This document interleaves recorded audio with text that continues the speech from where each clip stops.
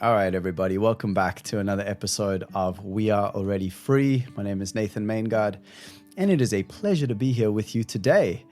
Isn't it crazy that in this society of ours, where we have more connection than ever, thanks to social media, we also scroll endlessly and feel more isolated than we've ever been. And actually, isolation is considered one of the great epidemics of our times, surrounded by hundreds of apparent connections, but left feeling completely alone. This is crazy. And this is serious as well. Like, isolation has real, gnarly, challenging impacts on our health as individuals, as communities, as a society.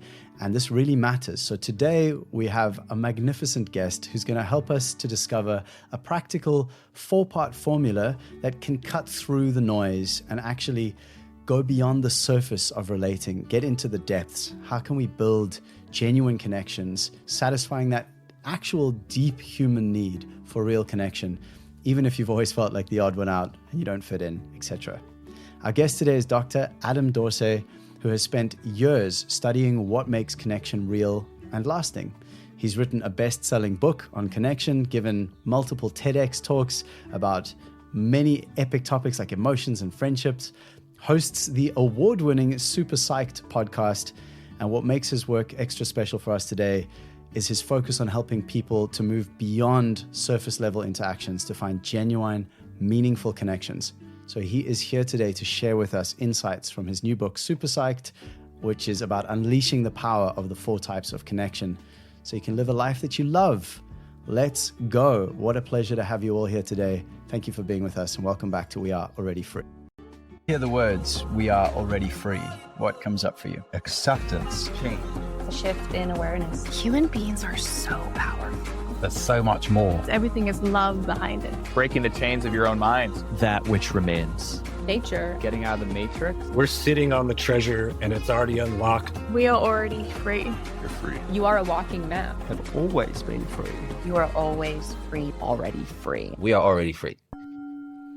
Hello, Adam. Welcome to the show. Nathan, it is so great to be with you, and I would use the term magnificent for you as well. I've enjoyed our green room chat and just getting to know you briefly. What a cool person. Thank you, brother. I deeply appreciate that. And actually, this topic today, it's so close to my heart. I mean, it is really right in the center of my being and of what I want more of in the world is this idea of real, authentic, deep connection. And yeah, just like can't wait to pick your brain about it, basically. But the place I'd really like to start, I think that is always what I'm so curious about is why this topic? You know, like what has your journey been like in your life that made you feel like you wanted to help people to connect more with each other? What have you gone through? What have your connections been like? Has it ever felt like you weren't making those deeper connections? And just kind of bring us into a bit of your story and how this has all kind of come to where it is for you. Well, you've really just asked questions that really probe the depth of my soul. Ever since I was a baby, ever since I was a baby, my mother described me as like the most connecting baby. I had this innate hunger to connect with everybody who passed by. And as I grew up, I struggled with these connections. I didn't really understand social cues. I was neuroatypical. I really wanted friends but couldn't make them. I invited all the kids from my class over to play, and my mother actually saw me go through a list in 2nd grade where I literally asked every boy from my class to hang out, and I got rejected by all of them. So connection was a hunger of mine. It did not come easy. And subsequently, if you fast forward into my adulthood, I lived in various countries trying to learn different languages, trying to understand what it's like to connect with people on a deeper level from other countries who spoke languages that were not my own. And I really wanted to understand, what is this being human thing? How do we human? And all of the questions that accompany it. So I became, later in life, a psychologist. And during the 20,000 hours approximately that I've provided therapy, the word connection just kept on showing up. It was one of the most important words. And yet it didn't seem to be well defined. Like, what is this nebulous thing called connection? If you look it up in the dictionary, it just says kind of like two railroad cars connecting with each other. Not a very satisfying definition. And when you even probe the American Psychological Association's definition of connection, it is lackluster as well. So I decided to ask myself, what is this thing called connection? And how are the ways that we experience it? There are books on connection with your partner, with your children, with your clients, connecting with your audience, perhaps. But what about the 4 ways we connect? I've not seen anybody write about that and expressly address, how do I connect with myself at the center, which is the most important connection? The second of the 4 is, how do I connect with others? And of course, how I connect with others, as you might imagine, is informed by how I connect with myself. Mm-hmm. And you'll see that how I connect with myself impacts the 3rd realm, which is, how do I connect with the world? The world could include everything from art. I see a guitar behind you. You're connecting with the world when you connect with art and music, or when you connect with work, or your history, perhaps your ancestry. That's the 3rd realm. The 4th is how we connect with something greater. How do we connect with, it could be for some people religion, it could be for others spirituality, and for the most dogged atheist, it could be that when they go someplace beautiful, like where you live, let's say they go to the African savannah and they see animals running around, they will say, wow.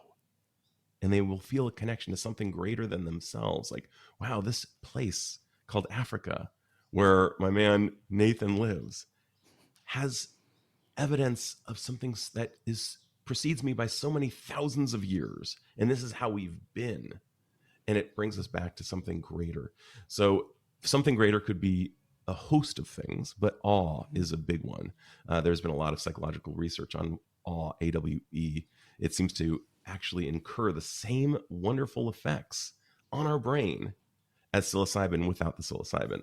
So something greater is it's one of the great experiences, and they are all impacted by that center question: how am I connecting with myself? Just for evidence of that, if you ever have a massive head cold, let's say you're so stuffed up and you're trying to connect with what else you're feeling or the person you're with, you're impaired temporarily. It's hard to really connect with yourself, others, the world, and something greater when you have a massive head cold. And when we're not connecting to our emotions or to ourselves in an authentic manner, being free, to use your term, we are impaired. And lastly, if you look through the Diagnostic and Statistical Manual, which is the diagnosis Bible of mental health, virtually every described pathology has within it a description of disconnection of self when we're depressed because we could be thinking about the past and ruminating, disconnection with self when we're anxious or having any of the anxiety disorders because we're future tripping, worrying about what may come, disconnection with self when we are in trauma because we may be dissociating, one of the features of trauma. Lastly, of course, psychosis is a break from reality itself. So if disconnection is at the heart of everything we don't want, connection appears to be the precursor to everything we do, to happiness, to meaning, to fulfillment, to a good dash between our birth date and our death date. The more connected we are during that time, the better we will be doing. So it's been my journey to really try to help unpack, what does connection mean? I actually came up with a working definition. I actually asked 10 other licensed mental health professionals to weigh in on a working definition. And we came up with a working definition that was longer than a page. And it essentially said, at the heart of it, it is vitality. It is life force. It is what brings you alive. And I'm guessing that if I was to put that guitar on you and give you a nice group of people, what we would see in your face would be an aliveness. You would be shining. That's connection. And that is one of its many forms. There are so many forms, and everyone has different formulas for connection. All 8 billion residents of this planet have a different formula for how they connect with themselves, others, the world, and something beyond. And this book that I've written, which I have titled Super Psyched because and it's meant to be not just like happy all the time, It's meant to describe super connected to our psyches. And when we're connected to our psyches, it is an expression of us being free. To be used, just to bring it back to the podcast. Amazing, man. You just dropped so much gold on us, just like a shower of treasure. That's amazing. I think you've spoken to, actually just reflecting on your childhood story of, I have such clear memories of even going to school as a youngster and really wanting, like the urge was, let's connect, let's be authentic to, like, really. And I didn't have those words, but it was like, I came in very vulnerable, very open, very authentic.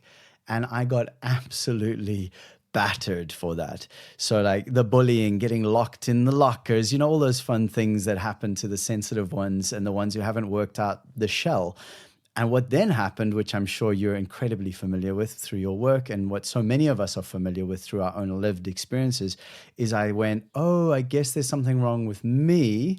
So I should keep myself small and pretend I need to put on the mask so that I can then fit into the society. And of course, that had all these downstream health effects and all the rest. So just deeply resonating with what you're sharing there as an opener of coming into this world, wanting to connect and being like, am I doing it wrong? So Nathan, I just gotta yes and that a cajillion %. So what you basically just said is my answer to, are we already free? And my answer would be, we were born free and we lost it along the way. We were told we were not free. We were told we were the image of the others who mirrored us inaccurately. So we became hardened. And it's our job to crack away at the calcification, or perhaps to take a long bath and allow it to soothe the way, however you wish to do it. There are multiple tools at your disposal for allowing yourself to be free again. But we are conditioned through a host of measures from society, whether it's bullying or being told that we shouldn't be a particular way because they don't know what to do with that form of gender expression or whatever it might be. I remember growing up, Nathan, and there were 3 basic food groups as it related to prototypes of masculinity. I could be the jock, like Joe Montana was the quarterback for the San Francisco 49ers. You could be like that. You could be like James Bond. That's cool. Or you could be a rock star. You could be really just like, let's imagine Angus Young from ACD, or for the Aussies listening, Akadaka or ACDC. Those were basically, those were what we had. Those were the basic food groups of masculinity. You might, throw in, a John Wayne type, but none of those resonated with my idea of masculinity. Mine was much more like yours, being sensitive. Yes. Also, by chance, I happen to have been heterosexual, and I happen to like all kinds of music. Sure, I loved AC/DC and Van Halen and all the hard groups, but I very quietly and behind closed doors also enjoyed George Michael. Couldn't say that out in public. I would have been shamed. I'm like, what's wrong with you, man? And so I actually even talk about that in the book, just my relationship in loving the music of George Michael, which was my truth. And I would say so much as, when people say they have a guilty pleasure, if they're not hurting anybody or themselves, it is not a guilty pleasure. It is merely a pleasure. And if we are truly free, we own it. Yeah, so interesting. Expanding what's the word? I actually wrote a song. So talking of music and all the rest, I wrote a song called When the Colors Fade. And it was related to me trying to put an explanation to the idea of depression. Because when I was struggling with that, often people would say things to me like, well, you have it better than, at least you have it better than them. Or, if you just like made your bed, or if you just go do a workout, or, which is actually true. Yes, when I did do those things, I did feel better, but it was not about that. There was a whole other piece that I needed to process that allowed me to move through my experience of depression. But I wrote this song as a way to try to explain. And the reason it's called When the Colors Fade is because what I would say is, imagine that you've seen color your whole life. And then one day you wake up and everything is black and white. It's all grayscale. No matter what, that's all you see is just there's no more color left. And every time you tell someone that, they say, you just need more yellow in your life. You just need a little more green. And you're like, I know, but it's all black and white. And so the reason I was thinking of that song now is based on what you said of the palette. There is, I think it's the second or third verse in that song where it says, the price I pay for this wide palette or this bright palette, the price I pay is high because I'm so sensitive that I get to experience such a broad spectrum of the colors of life. The price for that is that when the shit hits the fan, basically, it's incredibly painful. And the result is this collapse into grayness. And so that's what you just brought up for me now, the remembrance. And I honor that song. It was an important song. So I got to go there, brother. I mean, the experience of depression sucks so badly that a group of cancer patients who had depression as well, but who got over both of them. They went into remission from their cancer and their depression. They were asked, which would you rather have a recurrence of, the depression or the cancer? And a large majority said, I would rather have the cancer again rather than the depression. It sucked that badly. Wow. And what I'm hearing was missing for you was an understanding from others. We are socially wired creatures. We need people, no matter how introverted we are, we need the understanding of people. And as Nietzsche once said, and Kelly Clarkson kind of followed up with, what doesn't kill us makes us stronger. I disagree. What doesn't kill us could actually make us much weaker. For example, let's take a bizarro version of you, another simulation of another Nathan going through this. And instead of writing the song, you decided to get into alcohol hard, like really hard. And then you ascended to other substances, which many do. And you suddenly became unhoused. Your relationship fell apart. You were unemployed. You did something at work that put a permanent mark. Now, I'm not saying that people don't recover from that, but what doesn't kill you might make you a lot weaker.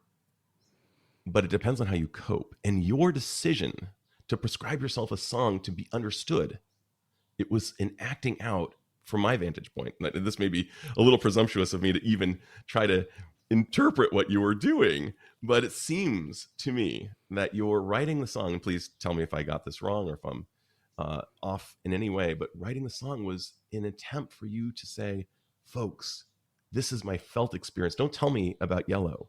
Tell me that you can see me where I am now, because I will feel less alone by knowing that you know where I am, because you knowing where I am will make me feel less alone. Yeah, dude. I mean, it's beautiful to hear it spoken and reflected so clearly and beautifully. And it's exactly that. It's a form of it's communication. It's like, well, you haven't heard me up to this point expressing what it is that I'm trying to express. So here's another way that feels like more direct in a way, because it's more image oriented, it's more story oriented, rather than me making it so personal. It's more like, here it is from a mythological standpoint, from an archetypal standpoint. And yeah, that's how I love what you just reflected, and I appreciate that. And I kind of want to almost backpedal a little bit. And you've already expressed some of these things that we know, that when people are experiencing all of these conditions, that disconnection or isolation is often like a key element that shows up in those different states or dis-eases that you've been expressing. And I'd like to understand, for the listener and for all of us, so what? So like, we're all a little alone, like we're a little isolated. Like why does it really matter? Like what are the actual literal real knock-on effects of a human who's sitting alone and doesn't have that deep connection, even if they maybe have connections through social media or through people in their lives, but they just never get to go like beneath the surface? What actually happens to a human on a physiological, mental, psychological, like what's happening to us in that space? So let's talk about the genesis of this whole thing. We are wired to be social. We have survived because of this trait. The human species outlived our Neanderthal brothers, and who else knows who else was out there, but I don't know. But I'm going to say that in many ways, we've been a success story because of the fact that we are social creatures. The negative side effects are that we must conform, or we fear being cast out. And even though in modern society, we will not die in most cases if we're cast out. We can pretty much live in a studio apartment and do our thing. But our brains don't fully know that. Our brains are estimated in this current form. I mean, if you have an iPhone, you may have, an iPhone 12 to 16, anywhere from that. How many iPhones have we had in the last 20 years? Well, we've had many incarnations of that. We've had one incarnation of our brain in the last 35,000 to 100,000 years, and yet our surroundings have changed dramatically. So what kept us alive, things like social comparison, conformity, FOMO, other things, if you think about that, they have their roots in our survival, because if we were cast out, we would almost certainly die. So we've been really, really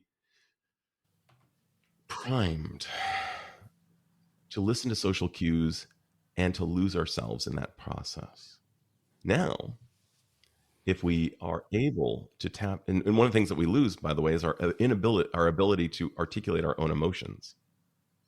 And when we lose our ability, particularly for males, but women have come to me saying, "Come on, what are you talking about, particularly for males?" I honor the experience of all genders as it relates to this process, but we are told in some ways you don't feel that. What about yellow? When you're in the midst of a sadness, and when what you needed more than anything was somebody to midwife your experience and say, "I'm with you as you go through this." Because that's what our social brains really want, is that connection and knowing we are not alone. There's an old African proverb, you know it, something akin to, if you want to go fast, go alone. If you want to go far, go together. Gee, I wonder why. And part of going far together, in the process of every buddy movie or any friendship movie or any real relationship movie, is the people understand each other. They may have different experiences of the stimulus, but they understand the other person's experience of a stimulus. Two people watching a sunset. One person might say, "Oh my gosh, what a gorgeous sunset." The other one may say, "Wow, I feel like I'm in the sunset of my life. I'm very sad. That sunset reflects an existential reality. I'm in my last chapter." And if both people say, "Don't feel that," or you shouldn't be so happy about the sunset, or you shouldn't be so sad about the sunset, the starting point is feeling understood. And the physiological effects are, well, first of all, let's go with the emotional effects. If we disconnect ourselves from our feelings, there is actually a term for that, and that is called alexithymia. Alexithymia means the inability to articulate our own emotional process. The absence of lexi, word, thymia, feeling. And that is something I see in my office all the time. That's what compelled me to do my first TEDx talk, Emotions That Data Men Miss. And what is at stake is basically, imagine if I said to you, "Hey, you know what? You think it's okay not to be in touch with your emotions? That's fantastic. Can I have your car keys? I just need to go in your car. I'll be right back." And what are you doing? I said, "Well, I'll be right back. I'll tell you after I'm back." And I go in the car. I put a whole bunch of black electrical tape all across the dashboard. And I say, "Okay, great. Now go ahead and drive the car." That is essentially how we're driving through life without access to emotions, the data that we need. And people would say, you got to be high. I won't know how much gas I have. I won't know how fast I'm going. I won't know if I need oil. I won't know if it's check engine. And I'll say, yeah, exactly. And that's what our emotions are meant to do. Now, I'm not saying believe that feelings are facts. Feelings are not facts. But we do need to actually see them as they go through and ask ourselves, what does this mean? Is this meaningful? Is this a directive to do something? Et cetera, et cetera. So our feelings are a big deal. What are some of the long-term effects? Well, I see guys in my office who tell me, "Oh man, I knew I shouldn't have married her 20 years ago. Now I'm in a custody evaluation battle and it's terrible. I knew it. I just didn't listen to my feelings. I was told to shit or get off the pot. I needed to move. So that's what I listened to. I listened to her, or I listened to him. Could be from anybody. I'm not suggesting that one gender or any gender is more likely to have this experience. It happens to all of us. So what happens when we don't listen to our emotions? Well, we can somaticize. When somebody shows up and says, "Wow, I am having back pain," oftentimes there is no physiological cause. Oftentimes there is an emotional component. When somebody, believe it or not, tells you that I had a patient, and this is not uncommon, who said he was urologically fine. He'd had everything checked, but he had erectile dysfunction. And as he began to get to know his emotions a little bit better, and as he was with the right partner, he never needed another Viagra, ever, because he was emotionally connected. So somaticizing is real. It can reduce our immune system. It can do a host of things. If you look up the effects of somaticizing and being out of touch with our emotions, being disconnected, means that we basically are being driven by our emotions. We may act them out rather than talk them out. How many times does somebody say something that they can't take back and they let the emotions get the best of them? Viktor Frankl, who talks about freedom, if we're talking about we're already free, he was in Auschwitz. He knows about freedom better than anybody. He said, between the stimulus and the response, there is a space, and within that space, there is choice. People know that term, and I'm glad. Because when somebody cuts me off on the road, I have a choice. I can let it go, or I can flip them off, or I could do a host of things. I could chase them. I'm like, no, I'm not going to let this guy get the better of me. Well, if I chase them, or if I flip them off, there could be dangerous consequences, like dire. I know this. I've seen it. I've heard it from too many people. I've even been that guy and had a close call, I must confess, in my 20s. Not stoked to even relay this to you. But I can tell you that a millisecond can change a person's life if they're not in touch with their emotions. Get control. Bruce Lee would not let that happen. Jackie Chan would not let that happen. When Jackie Chan was asked, if somebody asks you to fight me, asks, hey, will you fight me? He says, no, I run, because I know that, sure, I could probably beat him, but I don't need to, A, and B, I might break a bone in the process, which might mean that I don't get to be in the next film. I don't want any. In Jackie Chan has broken every bone in his body, but if he says he would run, I think that's really, really tapping into his emotions and his thoughts. Brilliant. That is freedom. Yeah, well said. And you said something there that was coming up for me so strongly, so I'm so glad you spoke to it, around somatics. And I'm actually in the process of studying a called Body-Based Breakthrough. It's a somatic coaching certification, and it is just blowing my mind how valuable it is. And it's kind of bringing together a lot of the pieces I've already been picking up along the way through breathwork practices and the coaching I'm doing and ice baths and all these various pieces. And I'm understanding now that, you know, and I've even been using some of these processes already that I'm learning with the somatic training with my clients, and the results are just phenomenal. And I've had a few breakthroughs myself in the last few weeks just from practicing it with myself. And interestingly enough, today I went surfing this morning. I've been kind of going through it recently. There's been like a lot going on, and I've just been feeling kind of at the edge of my capacity. And so I ended up being like, you know what, I'm just going to go watch the sunrise, get in the water, and I did. And what was interesting was that I felt almost no pain in my right, like shoulder and neck. And I've had chronic pain for, I don't know, so many years. And it's got a lot better since I started taking better care of myself and working out more and doing a lot of inner processing, all these things.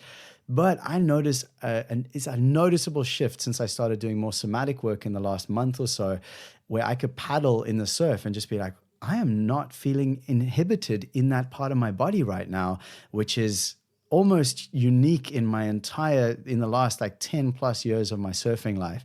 So just hearing what you're saying, it speaks to me at a very deep level. And that there are these different things, like thought is important. Of course, it's critical that we are thinking, but there's also emotion, there's sensation, there's imaging, there's all these other somatic ways of expressing and experiencing reality. And we have to make space for those. So I'm so happy to hear you speaking to that. And yeah, I just really appreciate you bringing that in. And I think it's so amazing that you have so many great coping strategies at your fingertips. You got your guitar, you got your surfboard, you've got your ability to write a song and to express your emotions that way. Now you've got ice baths and other somatic things. And one of the things that we know unequivocally is that the body does. I mean, Bessel van der Kolk got it right when he wrote "The body keeps the score." I mean, the body does keep the score, and many of the things we need to move through both, of course, talking and being understood in talk therapy, and through body-based experiences. There is so much evidence that doing things like ice baths for those who, are medically clear to do that. I'm not giving any medical advice, by the way, ever on this. So just to be clear about that. Oh, also, just to let you know, just to name an elephant in the room, there appears to be a bit of a delay between me and I'm guessing Cape Town because you're near the coast. But just to be, so I just need to name that. But when we attend to the body, that's a really, really good place to go as well. There's a reason that we are soothed in our mother's arms as babies and swaddled. We need something akin to that as we grow up. And for all of us, it's a different path. For some of us, it's surfing. That's part of your connection formula. Part of your connection formula is playing the guitar and doing ice baths. You found a formula for you to connect with who you are and expressions of who you are through each of these things and untold so many other things. And between the birth date and your hopefully very, very far out death date, you will be able to say to yourself, I'm living my life. And there's no one path for anybody. There are multiple paths. And people often think, well, I need to find that one thing. There are probably 30 things that will turn you on and cause you to come alive. So don't feel this pressure to find the one thing. The greatest physician you know could have also, in all likelihood, been a great anthropologist, film director, musical artist, perhaps even a writer. Who knows? All I can tell you is all you need to do is look to Michael Crichton, who was a great physician and a great writer. He ended up writing Jurassic Park and doing ER. We have oceans within us. So don't come to this idea of like, oh my gosh, I'm going to need to find myself, and it's one thing. It's many. It's invite many things. And then, like David Bowie described, in Changes, we saw him go through Ziggy Stardust in kind of a gentlemanly Let's Dance mode. We all have that. Miles Davis's albums, they were all Miles, but they were different. I mean, such different records, all representations of something from within him. So I just love this idea of we are already free. We just need to find a way back to it in our own way. And no one can say there is one way. There are so many ways to emancipate ourselves and become free again. Well, so well said. And I'd actually love to dive into your book a little. Obviously, anyone listening to this by now should have already gone and bought their copy. Hey, everyone listening, of course. But like this thing which you just said there around having the formula for my formulas for, I think you said formulas for connection. So I'm curious, what is something that you could offer to the listeners around this formula that you have gathered and created and put together for us in this book, Super Psyched? What is it that you could gift to our listeners so that they can walk away having more opportunity for connection after listening to this? Sure. Well, it starts with various probes in the book asking, how do we connect best with ourselves? Because that is the starting point. Again, with that image of the, massive congestion, head cold. If we go through life in that way, we are going to be impaired in our abilities to connect with others, let alone ourselves. So one of the things we want to do is find those things that truly give us energy. Most of us just fall to the easy. There's a cognitive bias that says, do the easy thing. It's what causes us on a Saturday when we have had a long week. We brew up some coffee, we turn on the TV, we start streaming something, we start folding the laundry, pet the dog, drinking the coffee, answering texts and emails, and looking at social media all at once. And we don't feel rejuvenated by Monday. And we ask ourselves, why? Well, what have we been doing? Well, we've been going for what's easy. Most of the good stuff takes a little bit of activation energy, a little planning, a little intention. But the brain has a cognitive bias of just wanting to do what's easy. So we need to get past that and say, you know what? It's not easy to go surfing. It requires some planning. It requires some intention. It requires some activation energy. But on the other side of it, we can ask ourselves, hey, how did I feel after doing that?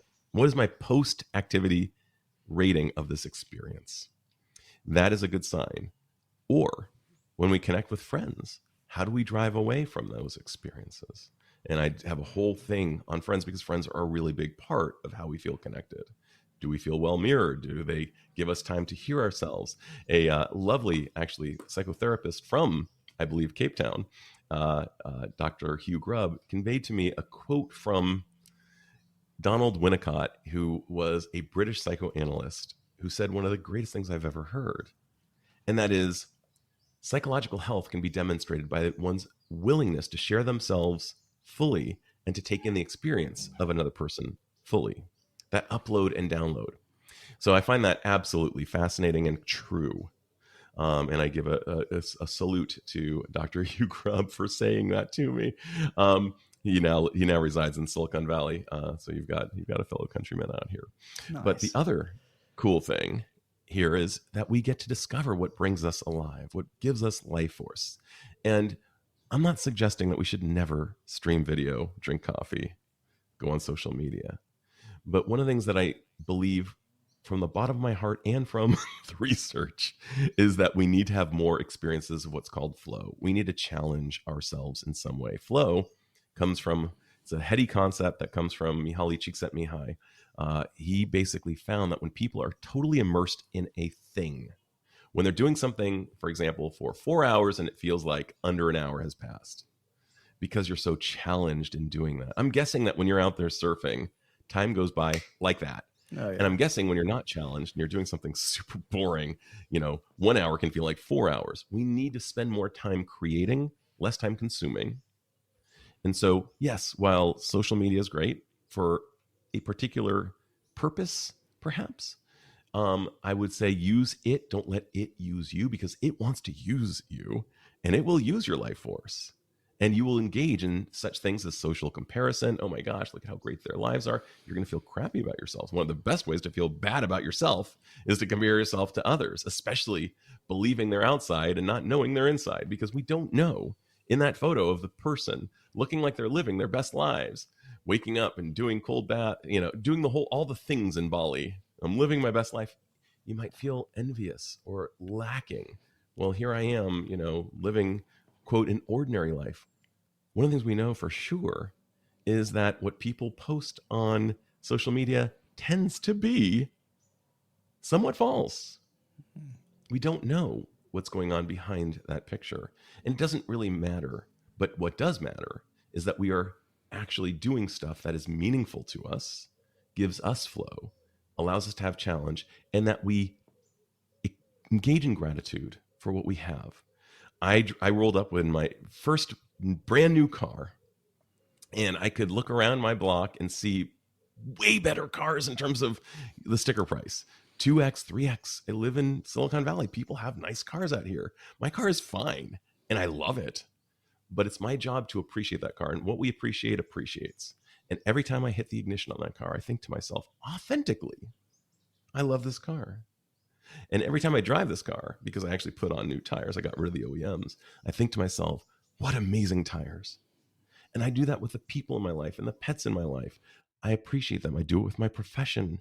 I regularly engage in gratitude that I get to serve people in the way I do. I work with people who are unbelievably well off from time to time, who describe their lifestyles. And I double down on being grateful, not complacent. I still hit it hard. I'm still going for it, but I'm so grateful for what I have. And what do we know about gratitude? It literally changes the brain. Neuroimaging shows that the more connected we are to gratitude, the more we choose our freedom to engage in gratitude exercises, the more areas, including that valuable real estate in our prefrontal cortex, will change. Neuroimaging shows this. So, I mean, they're ancient. It's really interesting how I believe Mark Twain once said, the older I get, the smarter my parents were. And what we found in ancient traditions, whether it's Buddhism, Judaism, any of the great religions, many of the practices become corroborated by modern science. In Judaism, you're supposed to be grateful 108 times a day. 108 times a day. Well, in modern positive psychology, we suggest 3 times, and asking ourselves, not just am I grateful, but what am I grateful for and why? And I give extra credit to the people who say, can I feel it, that gratitude somewhere in my body? Oftentimes it's a radiation of the chest. Maybe it might be a smile, might be a tear. But having a somatic experience of gratitude can really seal the deal. I've been with my wife for 22 years.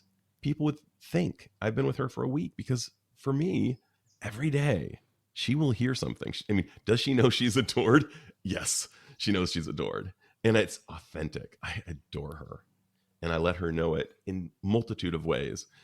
Not super cheesy, hopefully, but true, authentic gratitudes for who she is at her core, and how beautiful I think she is inside and out. So the more we can do this, the more wealth we provide. There's an old joke, there's the couple from the Midwest. It's a Minnesotan joke in the United States. And the wife asks the husband, honey, do you love me? And the husband says, babe, 20 years ago when I married you, I told you I loved you, and told you I'd let you know if anything changed. And it's a funny joke, but it's a tragic joke. Yeah. There are 7,300 days in 20 years.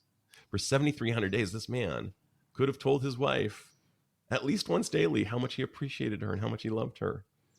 That's 7,300 strikes in baseball, as far as I'm concerned. And it all takes 3 strikes to be out. So, dude, get your act in gear. Or to anyone, get your act in gear and appreciate those in your life. Let them know. Let them know. One of the things we know on deathbed studies, which seem to be the cruelest of all studies, is that one of the biggest regrets in life is love left on the table. When we don't express our love, we actually suffer. It's so crucial. So there's a lot going on here. There's a lot of ways to emancipate ourselves. The term TMI, when somebody looks at you and judges you and says too much information, you know that the relationship can only go so far. There are so many ways that we limit ourselves. But FOMO, I had a fella on my podcast who wrote a book called FOMO Sapiens. We are wired to experience FOMO. I would propose the idea of JOMO. Let's have the joy of missing out, not just the fear of missing out. Because oftentimes there's so much joy in making a decision. Now, a decision also shares the etymological roots of incision, because it's cutting away other options. It's very hard for us to make. We want this and that. Sometimes we just get this. And on Sunday night, I had actually bought tickets to go see a comedian who I really wanted to see. But you know what? It was more important for me to be that night with my wife and son. I just really wanted to be there with them. And I chose to lose the money. That the money was actually my admission price to get to hang with them. And it was totally awesome. It was the right choice. Yes, did I miss out? And did I see on Facebook corroborating evidence that it was a great show? It was a great show. It was clearly a great show. I definitely missed.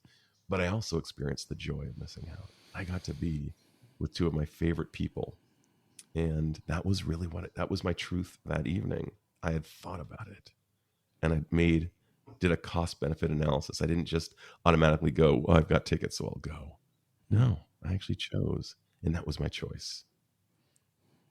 Beautiful, man. I love that. So connection, I mean, the big takeaway for me, I mean, you've just said something about gratitude that I think is like, if people only do one thing after listening to this podcast, other than buying your book, obviously, it would be introduce somatic experiencing into your gratitude. Like at the very least, introduce gratitude, but make gratitude not just I am grateful for this, I am grateful for that, I am grateful for that. It's like, yes. And then why are you grateful for that? And then where can I feel this gratitude in my body right now?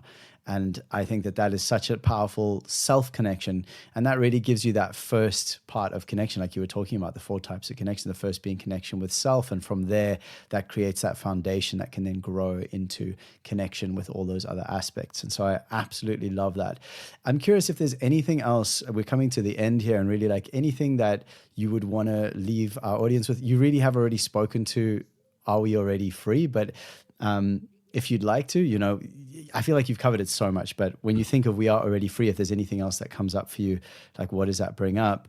And then really just where people can find you. So anything to leave them with, where they can find you, and anything about being already free, if there's anything else to say. Absolutely. I don't remember what ancient Greek philosopher said that we forget everything at birth. And I would use the term birth to extend all the way into the ages where we are so profoundly impacted by others. Now, we are impacted by others all our lives, but there are certain sensitive ages. And if we can remember a bit of who we are at the core, the things that really brought us alive, those people around us will be better for it. It's not a selfish act.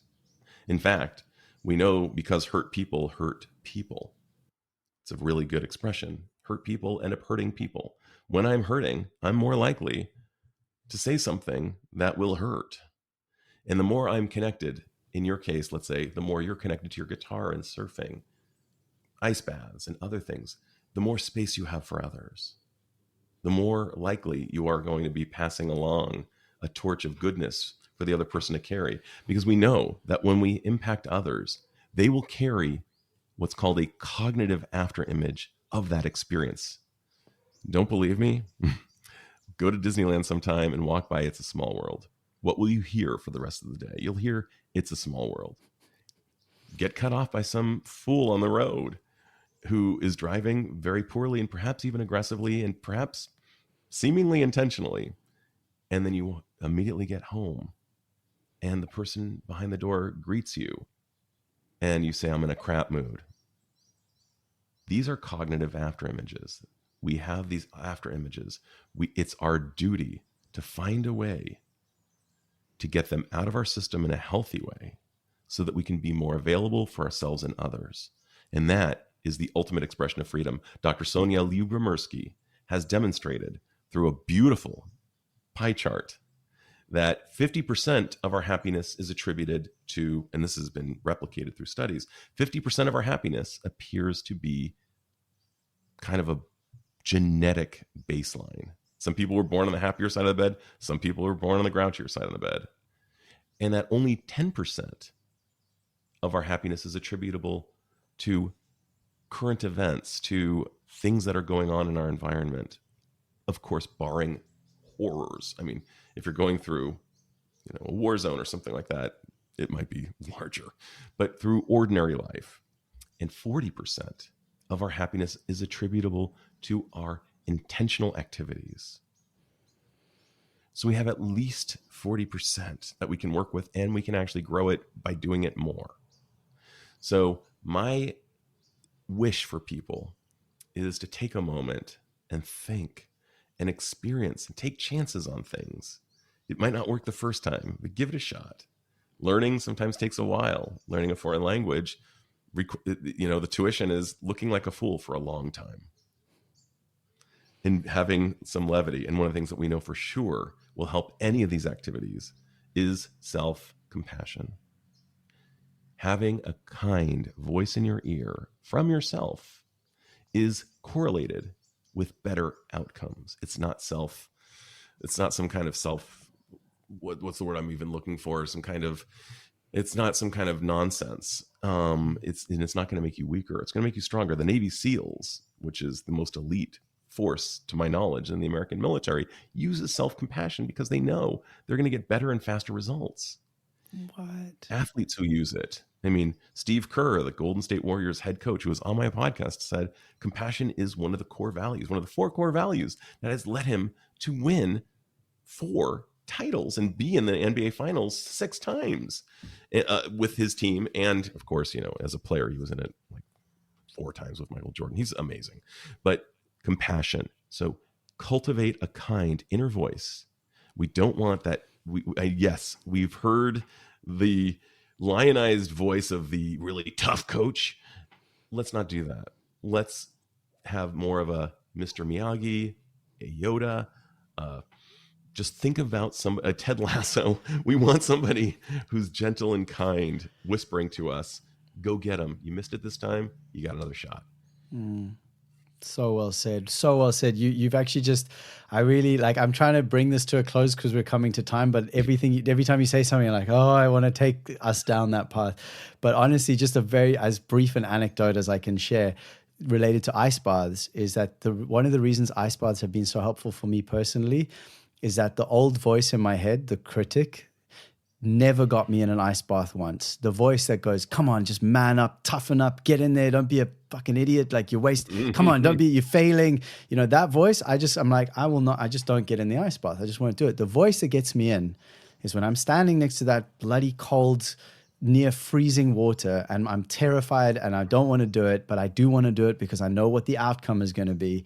And the voice that works is the voice that goes, it's okay, buddy. We've been here before and you are brave. And like, I'm with you and I got your back. Like, I know it's going to be tough, but just remember, take some breaths, slow it down, surrender into it, and you're going to be fine. And I'm right here with you. Like, let's go. Come on. You got this. I'm with you. And that voice gets me into the ice bath. And that's the voice that I am cultivating actively in my life, because the other voice, it doesn't work for me anymore. It was, I understand why I formed that voice as a child, but it doesn't get me where I need to go. So I really just thank you for reminding us of that.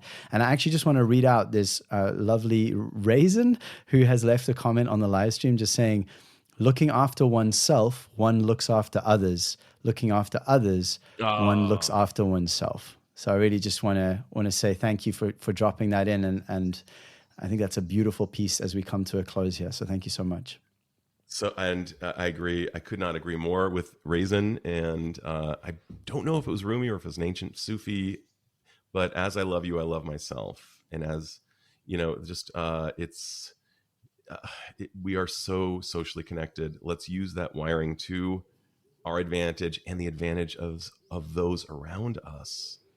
This is our birthright. And I guess everything has come back to me when I've thought about your idea of we are already free is the word birthright. It's our birthright. Beautiful. Well, thank you again for your time, for coming on the podcast, for sharing your wisdom, your message, your book. And it's been an absolute pleasure. I'm going to move us into the outro. And if you have time to stick around, I'd love to just chat a little after. It'll take me a couple minutes, but if you got to go, absolutely, you got to go. Brother. But otherwise, yeah, just thank you so much for being here. It's been an absolute pleasure. It's been a great hang. Thanks so much, Nathan. Thanks to anyone who's been listening as well. All right, beautiful people. Thank you for another episode of We Are Already Free. Thank you if you've joined in live. Thank you if you're listening to the audio. It's been a real pleasure. Please do remember to like, subscribe, turn on notifications, follow, leave reviews. You know the things, all that wonderful stuff. I know it bears repeating because it really makes a huge difference. It really helps. And thank you so much to Dr. Adam Dorsay for joining us on this podcast. Please go buy his book. Super psyched. It's a phenomenal book that'll help you to have deeper connections. I mean, what else are we here for? Truly. You can find his website, dradamdorsay.com, or just check the show notes. It's always easy that way. You don't have to remember any links. So please do take a moment this week, express some gratitude, connect with yourself, practice compassion, connect with others. You are worth it. We are all worth it. We are worthy of the love we seek. We are worthy of the connection we seek. And our beautiful guest today has really just been such an inspiration and an example of why it's worth doing that work. So again, continue to explore what he's up to, look up his book.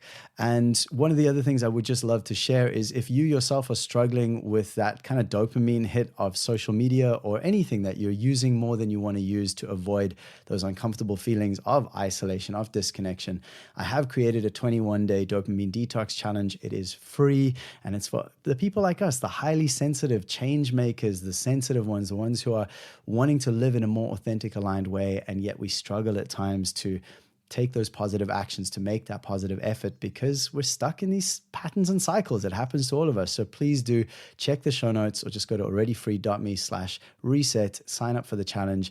It'll be awesome. I promise. The people who go through it are having a great time, and I'd love to have you there. But that's it from me for this week. It's been a total pleasure and a blessing to have our guest on. I'm super stoked and super psyched, actually. So I wish you well. Until next week, as always, please remember, we are already free. I'll see you next time.